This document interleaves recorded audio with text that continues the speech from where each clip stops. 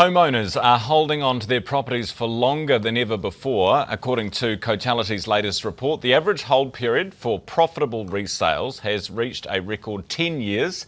Resale profits have also stabilised, ending 3 consecutive quarters of decline, suggesting the market may have found a floor. Kelvin Davidson, Chief Property Economist, is with us from Cotality this morning.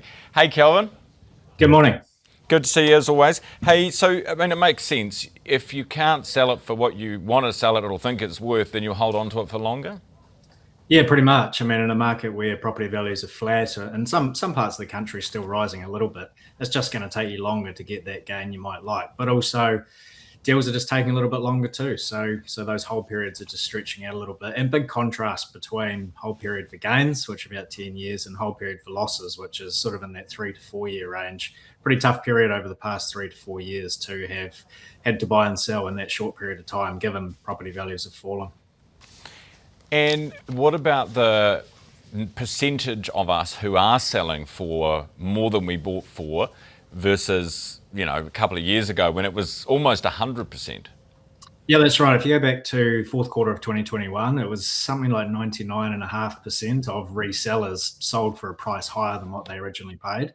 So pretty easy in that hot market to sell for more than what you paid, even with a short hold period back then, actually. But roll forward now, that figure's down to 88%, so a lot lower than what it used to be. But it has stabilised in the past sort of 6 to 9 months, and I'd say when you look at it from the outside in, 88%, it's still quite high. It's still almost 9 in every 10 people do sell for a profit, and that's just reflecting that whole period. If you can hang on for 10 years, 20 years, 30 years, very likely you'll see a gain. And I guess that's the point, right? Do you hold on? It all comes down to whether you need to sell, whether you've just got divorced, for example, doesn't it?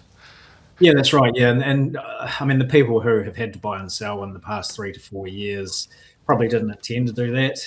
There are some people who might have intended to do it, but generally it would have been due to a change in circumstances, loss of job, family situation, that sort of thing. So it's hardly ever going to be a nice thing. And unfortunately, in this weak market, those people are looking at losses. So yeah, there's always swings and roundabouts in the housing market, but look like things are stabilising now. We've seen house prices flatten off. It does depend on where you are in the country, but with interest rates down, economy recovering, we should see some sort of growth, I think, in the next 6 to 12 months.